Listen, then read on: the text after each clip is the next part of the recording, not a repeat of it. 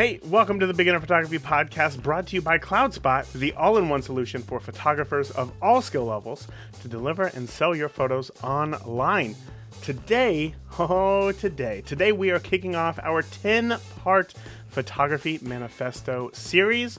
And if you have not heard the Photography Manifesto overview episode yet, be sure to check out episode 334. I created this Photography Manifesto because, to be honest, I'm kind of fed up with kind of where we are in the world of photography education, where we are being told by YouTubers and so-called experts that we have to be shooting, all the best gear, all these things. But really, it doesn't take much to create a great photo, and shooting in RAW is not a photography tip, and it will not help you to become a better photographer. The Photography Manifesto will. So the Photography Manifesto, again, if you haven't heard episode 334, highly suggest that you do that. But I created it with, more than 10 years of personal photography experience, professional photography experience, and also some of my most important takeaways that I've picked up from interviewing more than 300 world-class photographers here on the podcast. So why don't we go ahead and dive into rule number 1, right? When I gave the Photography Manifesto, this was the one that everybody felt like, all right, I'm on board with this, right? And so Photography Manifesto rule number 1 is that the goal of photography is to enrich the human experience. All right, this is really, really important, okay? The goal of photography is not to get the most likes on Instagram. The goal of photography is not to acquire all the world's best gear. And the goal of photography is not to make $1 million. The goal of photography is to enrich the human experience. Now, if you get a bunch of likes, awesome. If you, happen to acquire all the best gear, that's also awesome. And if you make $1 million, well, then more power to you. But that is not the goal of photography. The goal of photography is to enrich the human experience. And photography is a powerful tool, We love photography. That's why you're listening to the Beginner Photography Podcast. We use it to capture and convey the breadth of human experience. Photography allows us to document and share our experiences, as well as photography, it helps us to express how we see the world around us. And not for selfish reasons, but for the goal to make somebody else look, feel, make somebody think. How many of us buy a camera when our child is born? How many of us buy a camera when we are going on some special trip, a once-in-a-lifetime trip? And how many of you have bought a camera after just seeing a really powerful photo and thinking to yourself, wow, I would love to be able to do something like that? It's because whatever photograph that you looked at was meaningful to you. It moved you. It enriched your human experience. When a child is born, that enriches your human experience, and you want to capture that. You're going on a special trip. You want to experience that not only in the moment on the trip, but you also want to experience it long afterwards through your photographs. Again, it enhances the human experience. Now, when we're thinking more logically, right, there are really only 2 reasons to buy a camera. Reason number 1 is simply for documentation. And reason number 2 is art. Now, documentary photography is not the same as a photo that is a document, okay? Technically, a fax that you would receive is a photograph. So, that is not art, right? That is also not documentary photography. Documentation photography is more like the noun of the photography world, right? It is, here is a person, here is a place, here is a thing. And these images have no additional considerations made for things like light, composition, moment, or feeling. Now, photography is an art. Well, it provides an opportunity for creative expression.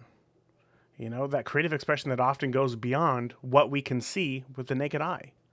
These are things like moment, light, composition, feeling. Now, one is not inherently better than the other.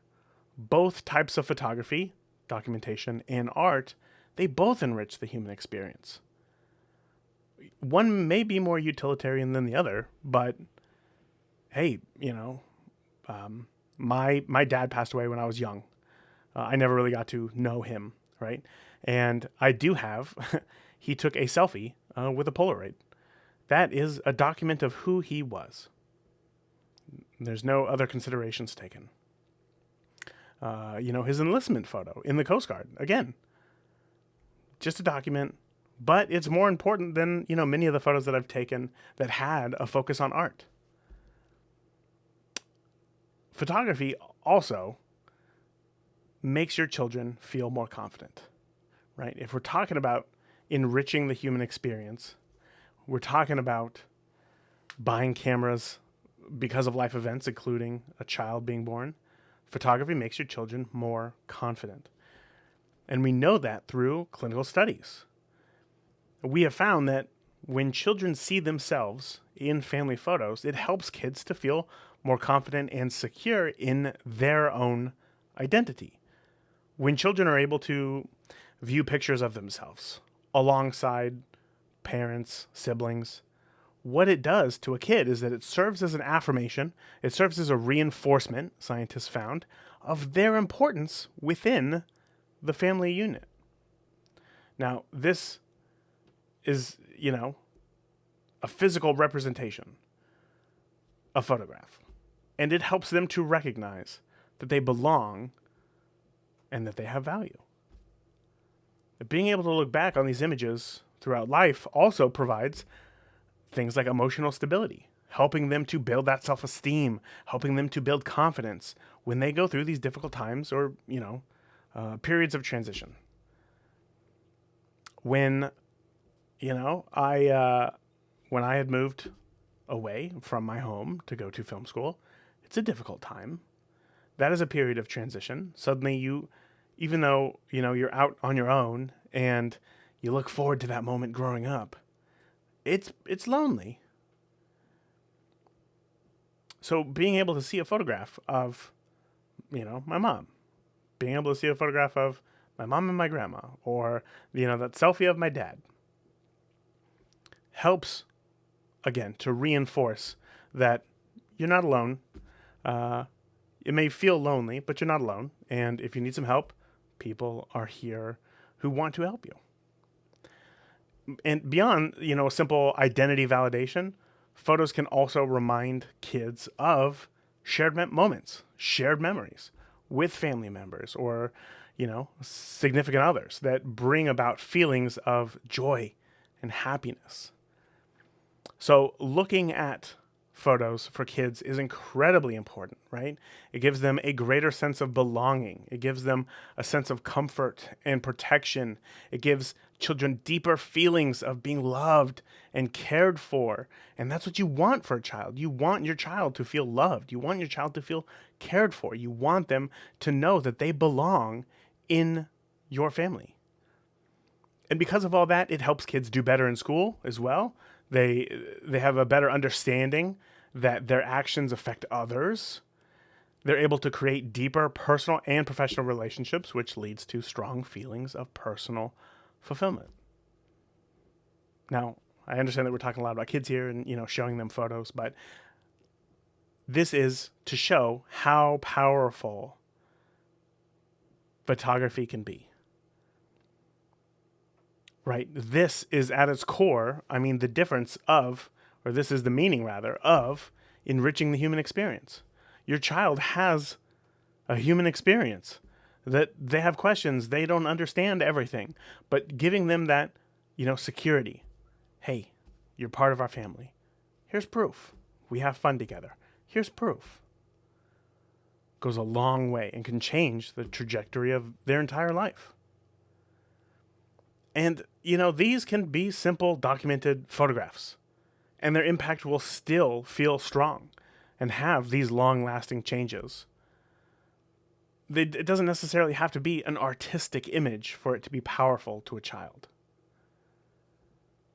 But that begs the question, what makes a photo more than just a photo? We've talked about that here on the podcast before. What makes a photo more than just a snapshot? There's nothing wrong with a snapshot. I love taking snapshots, but snapshots are just documents. They're not done in an artistic way.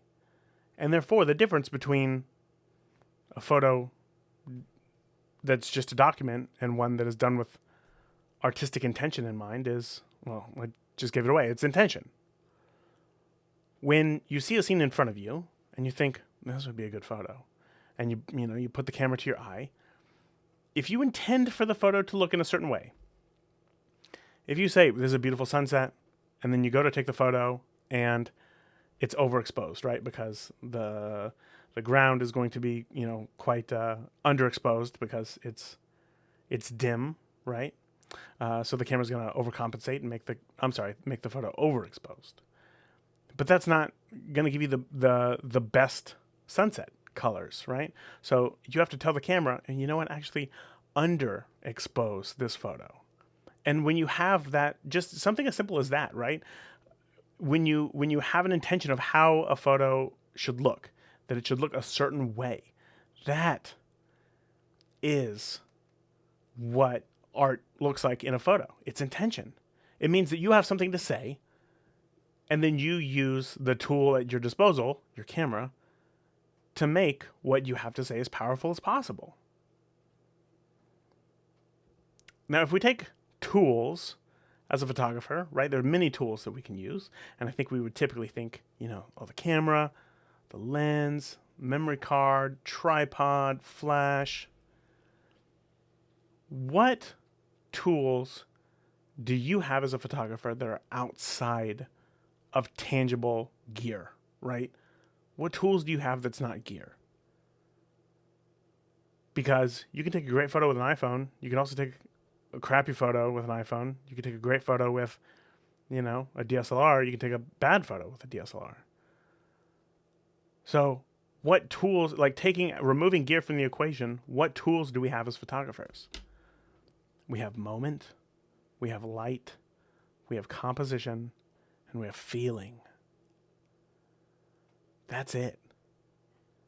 That is it. That is a photograph right there. It doesn't matter if you're shooting with an iPhone. If you got moment, you got light, you got composition, you got a feeling, man, that's a great photo. It's way better than a snapshot taken with, professional grade camera body, professional grade lenses. Way better.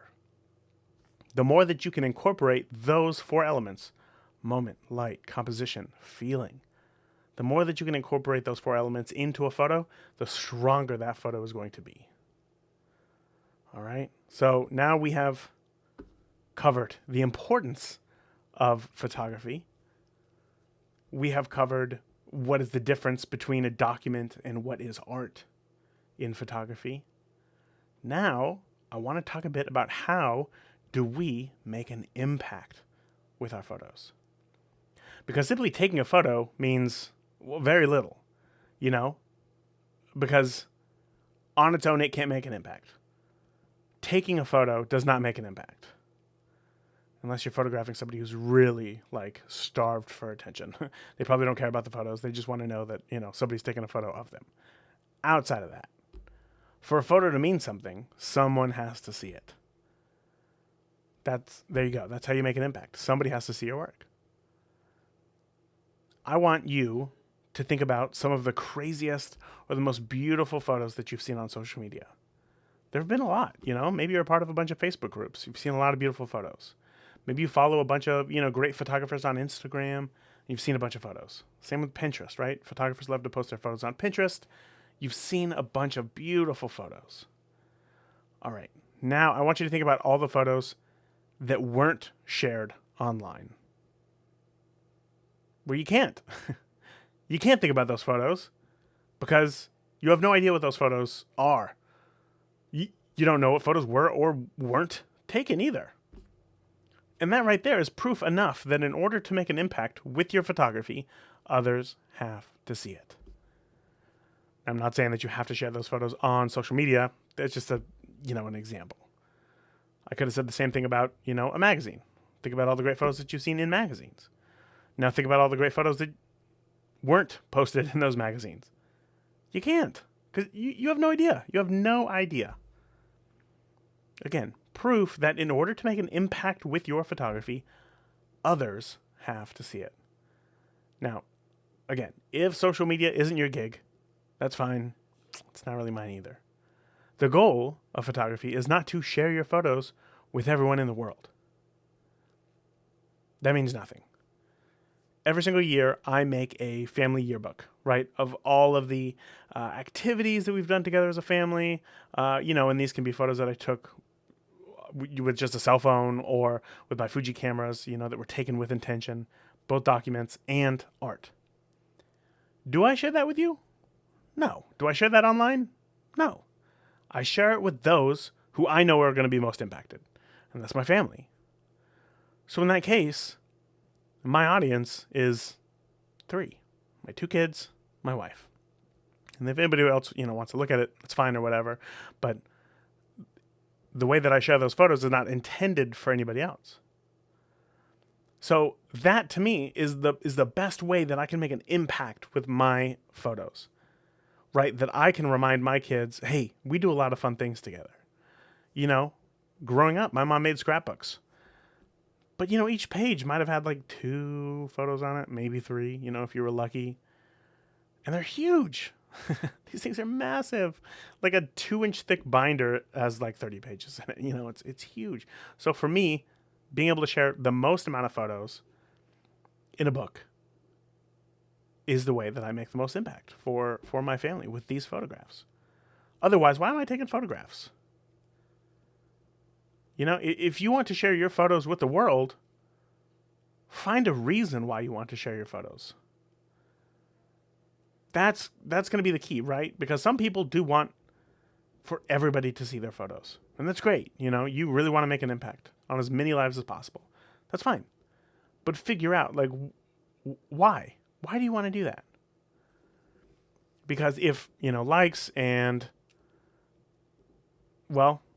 social media algorithms are changing all the time, right? Always fluctuating, meaning you can't rely on them. So you can't rely on likes. You can't guarantee that your photos are going to be seen. So figuring out a why you want to share your photos to as many people as possible on social media is, again, of the utmost importance if that's what you want to do, if that's how you determine that you're going to make the biggest impact. It's better to share a photo because you think somebody will find it interesting or better, rather than sharing the photo to get validation through likes. Because the most liked photographs are not always the best. You can go to your, I don't know what it's called, For You page or whatever, and there's a lot of garbage. And that's because the most liked photos, again, are not the best. Maybe somebody's really good at having people interact with their photos. And then that's going to boost the algorithm, and then that's going to make more people see it, and then, by default, more people are going to like it. Whatever. There's so many reasons. So try to figure out your why. What are you trying to say to the world that the world can understand if that's your intention? Now, I'm able to not only enrich my children's lives, but mine as well. Because my main motivation in photography is that, how do I put this? I love knowing that I'm currently documenting the past. So, as I said earlier, my dad passed away when I was very young. I never knew him. But my mom has shared with me photos from their wedding and things like that, and seeing him in the car that he drove in the 70s, or him and his friends, in their clothes, of what average life looked like back then, absolutely fascinates me. There's something about, I can go to that exact same place that a photo was taken, the exact same place, and find that everything is different. And you can never be there in that photo. In that sense, it truly is as close to a time machine as you're going to get. And that's what I want to give to my kids through these yearbooks. I want them to be able to look back and be like, holy cow, look what cars looked like back then. Look what, this box of Cheez-Its looked like back then. These aren't big things. They're not life-changing things. But it sets as like a like a mile marker to what the world was like at a certain point in time through my eyes. And I love that idea. And if they grow up and they hate the books, well, that's okay, because I'm also doing it for me. I think that's fascinating. I want to be able to go back and look at those photos as well, while I'm also documenting my kids' activities and their childhood growing up. My mom lives, like today, a few thousand miles away from us, which means that she loves seeing photos of the kids because, she can't be out here as often as she would like. And sure, sometimes, my daughter's doing something crazy. The other day, my son had a croissant for the first time. He's 10. And he said, if I was a dog right now, I'd be wagging my tail because he liked it so much. And I laughed. I thought that was hilarious. So I took a photo of him eating a croissant and I sent it to my mom. But, well, sometimes, I'm not very consistent with it. So last year, I bought my mom a Google Home, one of the ones with a display in it. And I configured it to display our photos of the kids. I just made a simple rule within Google Photos to make an album that had our kids in it. Every time I took a photo of my kids, it would just automatically get added to that album. And I used that album as a screensaver for my mom's Google Home, right? That means a lot to her since she can't always be here with us. And as much as I love you for being a listener of the podcast, I'm not going to do the same for you. In fact, that would be really creepy if you had a Google Home in your house that constantly displayed photos of my kids. I would be freaked out. Probably call the police. But the point is that the intention, right? The person who that is going to impact is not the world. You can make an impact by showing your photos to just one person. You don't have to try to change the world. Just one person. Just enrich one person's life with photography. And now, every time something happens, we go roller skating or whatever with the kids. We take some photos just because it's what you do as a parent who's also a photographer, right? And then those photos just automatically get uploaded to Google. And then, I'll get a call or a text from my mom saying like, oh, skating looked like a bunch of fun. I hope you guys had a good time. And then that just opens up the door for conversation that maybe I would, lie to myself and say, oh, I'm way too busy, to call or talk to my mom right now. But I'm able to do that. My photography is able to build stronger connections because I know who the images are designed for. And I know whose life my photos are going to impact and whose life is going to be enriched, right? I take hundreds of photos each and every month, right, with my phone. And a lot of those photos have a focus on composition, light, moment, feeling.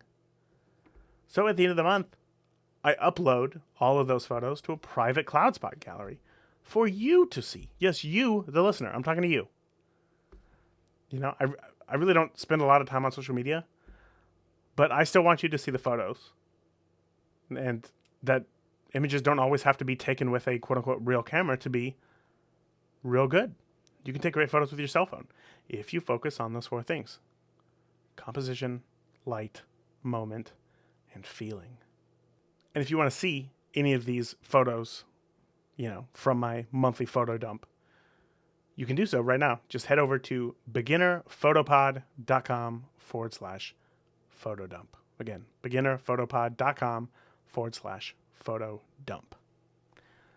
Now, when I ask those of you in the group, because this manifesto is not made for me, it is made for you. I want to know how photography has enriched your life or those around you, right? So I asked you in the Beginner Photography Podcast community, I asked you to share a photo with me that holds meaning to you, and I wanted you to tell us why. And, you don't always expect great photos because some of my favorite photos are just documentation, just a snapshot. But there was something about it, either my child or what have you, that I found really meaningful. But you all came through with so many incredible photos and answers. So James shared a photo of his young daughter picking flowers in a field. And he said, this photo evokes the wonders of the world that are in the fresh eyes of a child. Holy cow. How do you top that? How do you do that with anything but a photograph? Melissa shared an image of her dog Murphy, just looking carefree and happy. But Murphy passed away a few years ago. So Melissa said this photo captures everything about him, his beautiful personality and his gentle soul. As I said, a camera is literally as close to a time machine as we can get. So if a loved one has passed, being able to still have them, being able to still see them, being able to still remember them is so, so powerful. Then Jim had to chime in, of course. Jim shared a photo of his wife holding his young son's hand while he was still very new to learning how to walk. And Jim said he knew that this moment would be important and one of the reasons why he bought a camera in the first place. And that was the catalyst that helped him to know that he wanted to use a camera to document family life and not just take snapshots. Jim bought a camera because, his son was born and he wanted to document that. When you think about those milestones, learning how to walk, taking those first steps, that's a big one. So he practiced and he got the shot. And it's not the best shot in the world because Jim was still new to photography. Just like, Jim's son would say that wasn't his best job walking in the world because he's going to keep getting better at it. He was still new to it. But that was the catalyst that helped Jim know that he really wanted to use his camera more than just snapshots, but to really document his family. That is powerful. And then Magda. Oh, Magda. Brought a tear to my eye. I'm telling you what. She shared a photo incredibly tough to capture. In this photo, it is her son, and her best friend holding her hands while Magda's husband is shaving her head while she was undergoing chemo.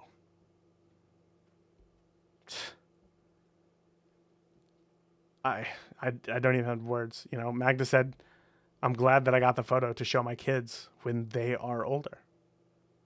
Think about that. Knowing, we all go through struggles. Our parents went through struggles. We probably didn't know them all because they had no way of, they had a camera. They had photography. They could have taken a Polaroid, they could have taken a snapshot, whatever. But it just wasn't as predominant in the world of our parents than what we have today.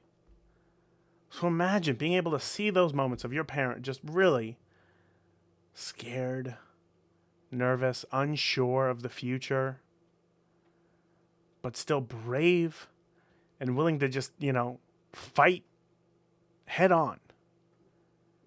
Looking at them in the face, figuring out how they were feeling, seeing that emotion, feeling that.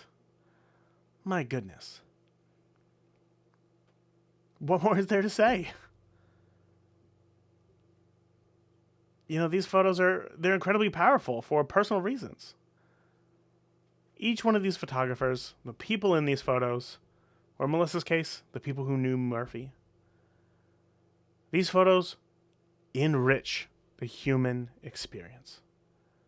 Whether it's just for us or it's our family or if it's for the world to see.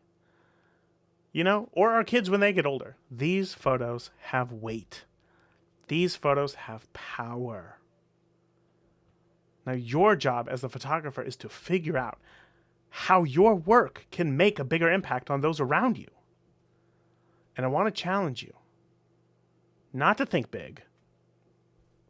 I want to challenge you to think small. I want you to share your photos, that you took of your own local town in a coffee shop or doctor's office. Share your photos of, a sunrise in a local Facebook group. Share your photos of your kids with your parents. Share your film photos from your childhood with your kids today so that they can see the past. Photography is not just a hobby. Photography is not just something that you do in your spare time. Photography is how you enrich the human experience. The power of photography is undeniable. It has the ability to transform our lives through incredibly impactful images. By understanding how others live their lives, we can gain valuable perspectives on the human experience as a whole. From documenting historical events to literally just showing everyday moments. Photography helps us to appreciate life and all of its complexity by providing us with this unfiltered look at reality. This art form of photography not only provides us with these powerful visuals, but it also gives us this unique opportunity to explore new places, gain insight into the lives of others. People who live lives different than our own. Your photos can change somebody's life. Your photos will enrich the human experience. That's it for this week. Until next week, remember, the more that you shoot today, the more of a chance you will have to enrich somebody else's human experience. Talk soon. Thank you for listening to the Beginner Photography Podcast. If you enjoy the show, consider leaving a review in iTunes. Keep shooting, and we'll see you next week.